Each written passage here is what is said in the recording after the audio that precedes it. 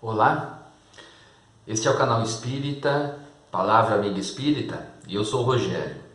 Nós estamos analisando o Evangelho segundo o Espiritismo, lembrando que estamos lá no capítulo 15, fora da caridade não há salvação.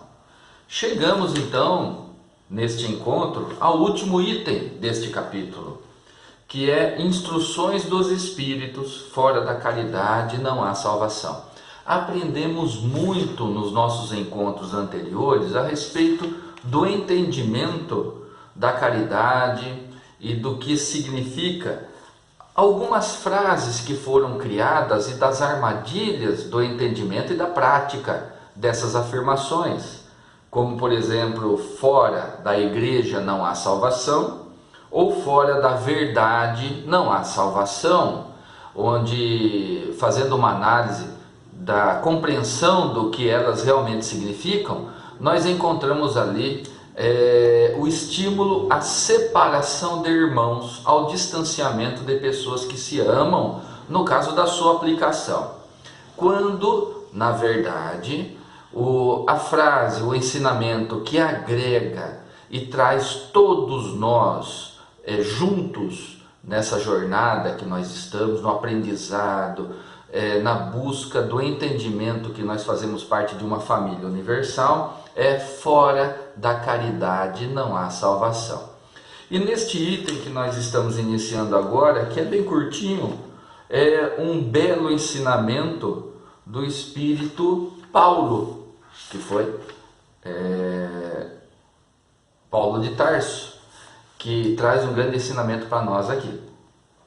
Então, nos ensina a verificarmos a profundidade desse ensinamento, porque para todo aquele que realmente está empenhado, que realmente tem o desejo sincero de reformular os seus conceitos, os seus sentimentos, colocando no caminho do que foi ensinado por Jesus, nós compreendemos aqui, conforme Paulo nos explica, que a prática da caridade é o caminho correto para que nós possamos seguir os ensinamentos de nosso Mestre. Nos esforçando nesse sentido, nós proporcionamos para nós a paz interior, ainda aqui nessa jornada material que nós nos encontramos. E nos empenhando nesse sentido de praticar a caridade, ou seja, colocar em exercício o sentimento do amor ao próximo, nós também nos aproximamos na vida imortal do Espírito, nos aproximamos de Deus, porque aí nós estaremos então colocando em execução o cumprimento da sua maior lei, da lei de amor. Aqui então, nas instruções que Paulo nos apresenta, nós encontramos esse caminho a ser seguido, essa orientação.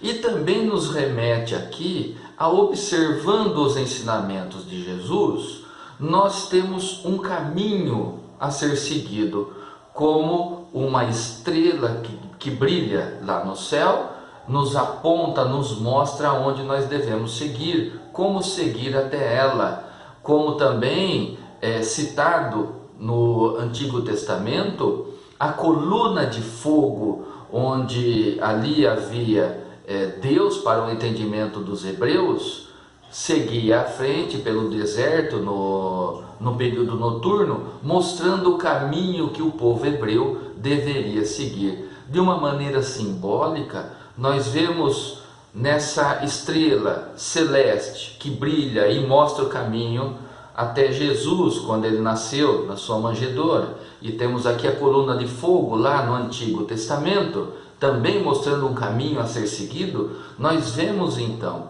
que Jesus é o guia e modelo, conforme consta lá no Livro dos Espíritos, que Deus atribuiu a missão de vir até nós e nos ensinar a respeito das leis dele, como entender e como praticar as leis de Deus.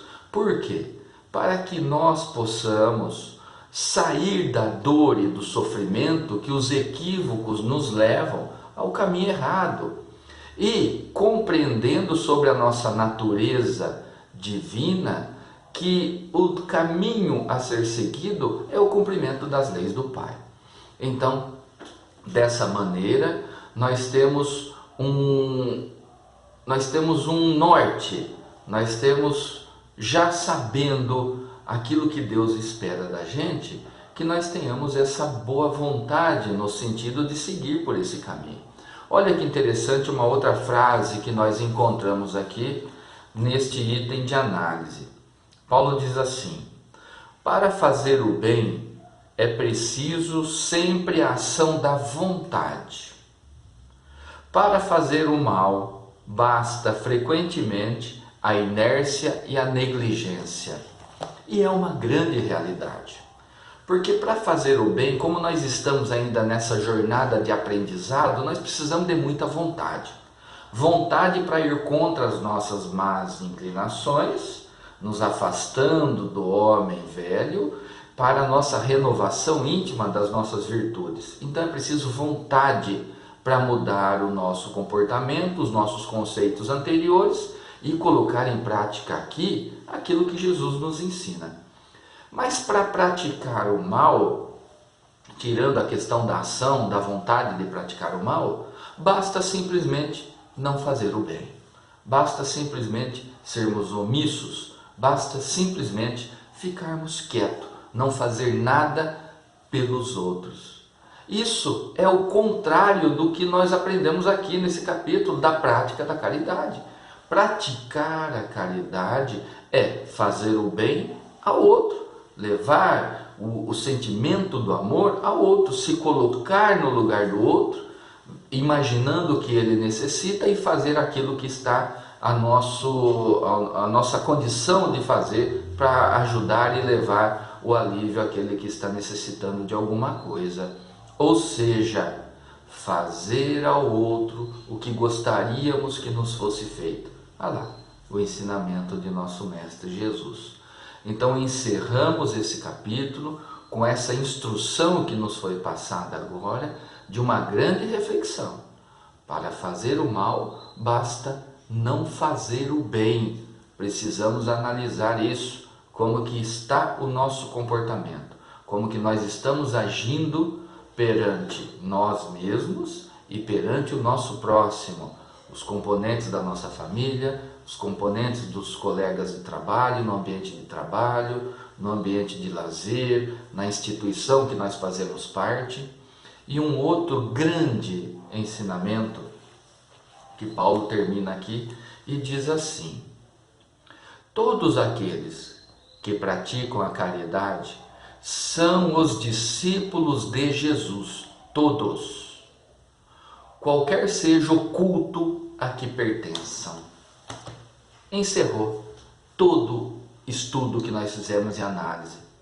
Fora da igreja não há salvação, fora da verdade não há salvação, nos exclui, nos separa um dos outros, achando que um é melhor do que o outro, porque está aqui, o outro está lá, seguindo uma determinada linha religiosa, o outro em outra.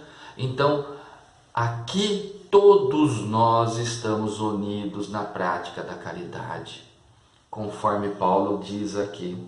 Qualquer seja o culto a que pertençam, não importa o culto que nós seguimos, todos somos irmãos.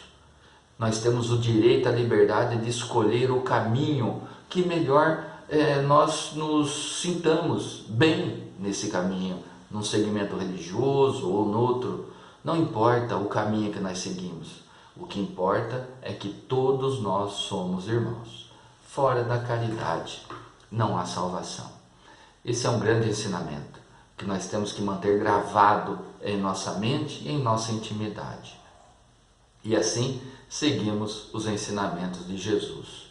Meus amigos, esse encontro nosso é bem curtinho, mas é valioso para que nós possamos refletir e encerrar esse item. E no próximo encontro nós vamos ao capítulo 16, não se pode servir a Deus e a Mamon. Vamos à oração de encerramento? Mestre Jesus, abençoe a todos nós, que possamos ter o devido entendimento em relação às lições que estamos recebendo do Evangelho e da doutrina espírita, que essas lições possam transformar a nossa intimidade e que assim possamos ser pessoas melhores, entendendo melhor o ensinamento da prática da caridade. Abençoe a todos nós. Assim seja. Meus amigos, até o próximo encontro. Abraço.